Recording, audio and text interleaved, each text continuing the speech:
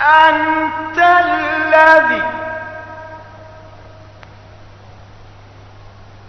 من نورك البدر اتسع،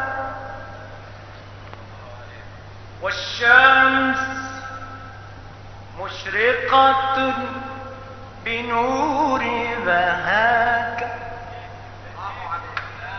والشمس مشرقة بنور ذهاك.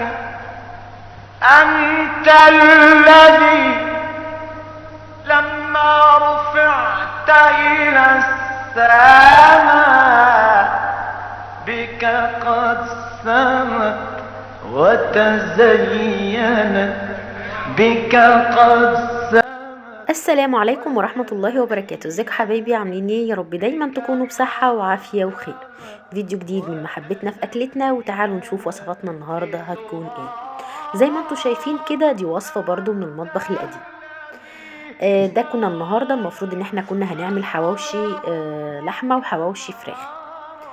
لحمة وفراخ لحمة وفراخ والله. بس طبعا ده ما كانش في الايام دي، ده كان من حوالي سنتين او حاجة. فكانت متوفرة اللحمة وكان متوفر الفراخ في بيوتنا وفي تلاجاتنا، وكان الخير مال البيوت.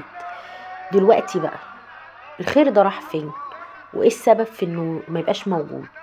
ده السؤال بقى اللي احنا كل المصريين حاليا بيسألوه. خير بيوتنا راح لمين؟ مين اللي سرقه؟ مين اللي خده؟ مين اللي استحله؟ محدش عارف ومش هنعرف طول ما احنا بالسلبية اللي احنا فيها دي. مش هنعرف. نفسي حد يطلع يرد علينا، يقول السبب اللي احنا فيه ده ايه.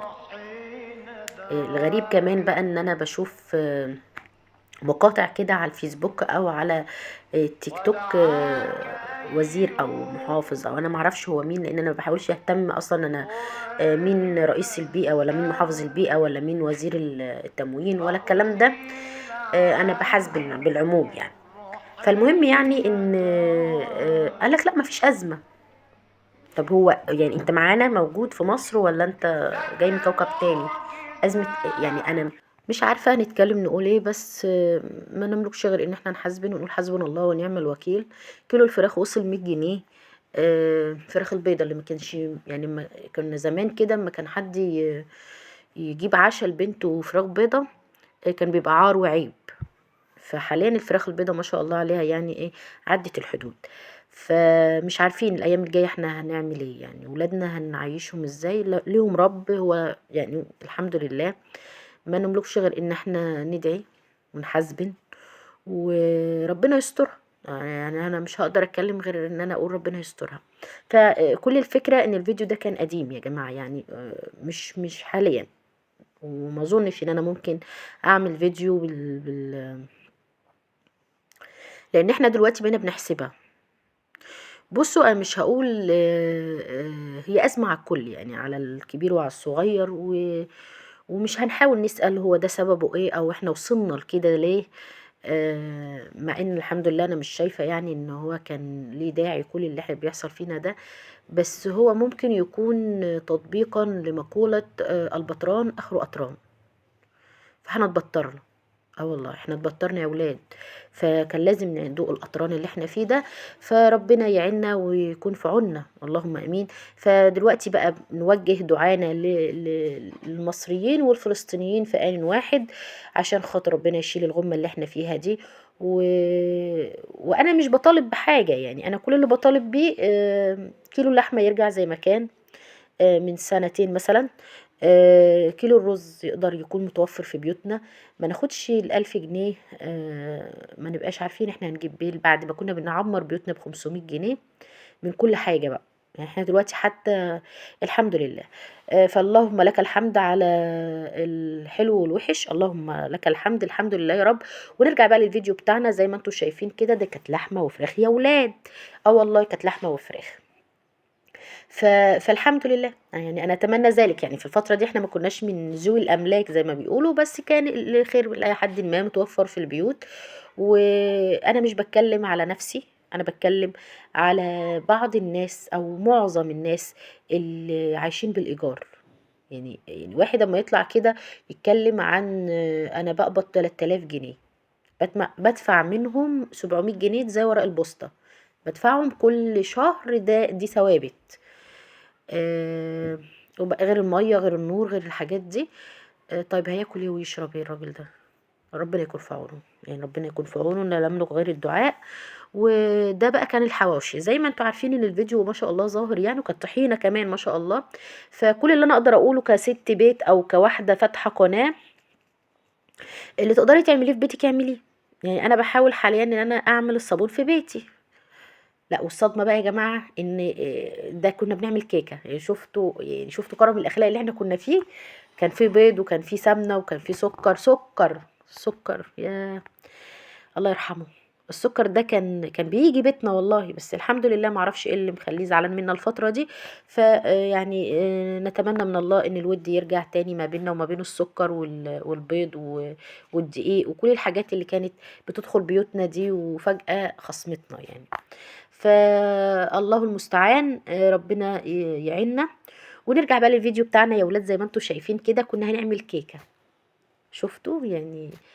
فهنا كنت قلت بقى ايه، يعني طبعا كنت في اليوم ده كله طبعا فيديو واحد زي ما انتم شايفين كده. ففي اليوم ده احنا كنا عملت لهم حواوشي فراخ ولحمه، ورجعت عملت لهم كيك. الله يرحمها الايام دي، وحشتني الايام دي بجد. فنرجع بقى لمرجوعنا اللي بيقبض 3000 جنيه بيدفع منهم ثوابت. يعني دخل في حوالي 1000 وحاجة من 3000. طيب هيكمل ازاي بقى؟ رز ومكرونة وشعرية، وهو ال1000 جنيه دلوقتي بقى بيجيب، ده من اسبوع فات كان بيجيب 3 سلع: رز ومكرونة والشعرية، رز ومكرونة وزيت، ومش زي الكميات اللي كنا بنجيبها كل شهر. طب الراجل ده هيعمل ازاي؟ يعني هيأدي. طب بنته بيقولك بدفع لبنتي بس 200 جنيه حضانة. احنا عايزين معجزة والله، فربنا المستعان. أه كل مرة عايزة اقول لكم ان الفيديو ده كان متمنتج بصوت تاني، هو نفس صوتي بس كلام غير الكلام طبعا. فبصراحة حسيت ان الجو شتاء وما ينفعش بهدلة في الشتاء. فقلت استكن كده في بيتي فترة الشتاء. يعني ربنا يقويني فترة الشتاء عشان بقى ماليش، يعني ما فيش حمل بقى للتكلبيش والكلام ده، انتوا فاهمين طبعا. ف... فقلت لا، خلينا نغير الصوت، يعني مونتاج الصوت، ونعمل كلام جديد. ربنا يعني ما يجازيناش بيه غير كل خير، عشان احنا برضو قاصدين ولادنا، يعني احنا عايزين نربي الولاد. فمش هينفع نربي الولاد واحنا مترحلين، يعني رايحين فسحة. واخدين لي بالكم يا ولاد؟ فهو كده. فربنا المستعان على حياتنا، ربنا يقوينا ويصبرنا ويصلح حالنا. و آه، مش عارفه اقول ايه غير ان هو كنا في خير، الحمد لله كنا في خير. فالخير ده راح فين الله اعلم، مش عارفين هو راح لمين وفين او سببه ايه اللي احنا فيه. هم بيقولوا الدولار بينزل، يا عالم بالحال هو فعلا بينزل ولا ضغطنا احنا اللي هينزل وهيجيلنا هبوط في الدورة الدموية، ونتكل على الله كلنا ونرتاح ونتقابل بقى في الجنة. البيض ببلاش بقى، والسكر ببلاش، والزيت ببلاش، والدنيا ايه زي ما انتوا فاهمين بقى. فاحنا دلوقتي نصلي وندعي ان احنا نتقابل في الجنة ان شاء الله، ونشوف الحاجات دي هنشوفها ان شاء الله في الجنة.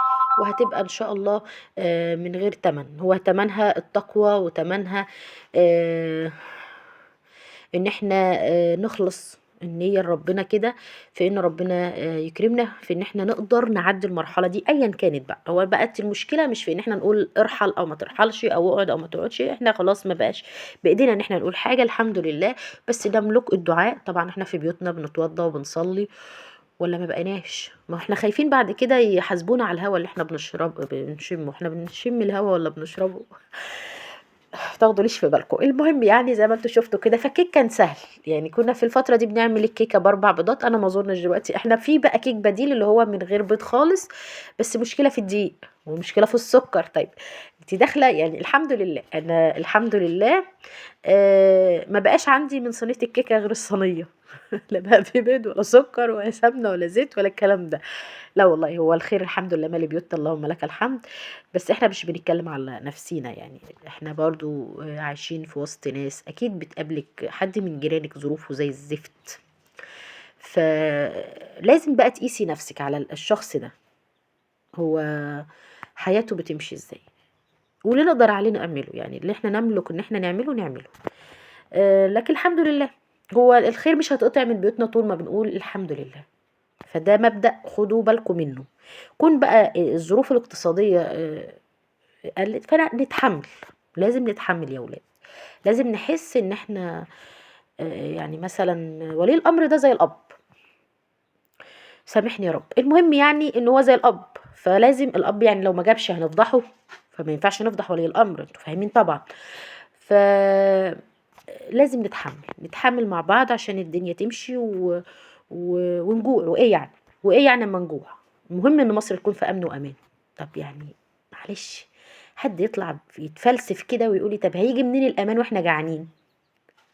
عيب ما نتكلمش عن الاكل ده عيب ان احنا نتكلم عنه.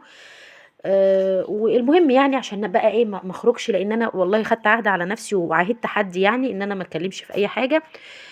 فانا مش هتكلم، اهم حاجه بقى ان صينيه الكيكه كانت جميله، يعني انا فاكره كده من طعمها ان هي كانت حلوه، فالحمد لله. ربنا يسترها على الايام الجايه، ربنا يسترها على اولادنا.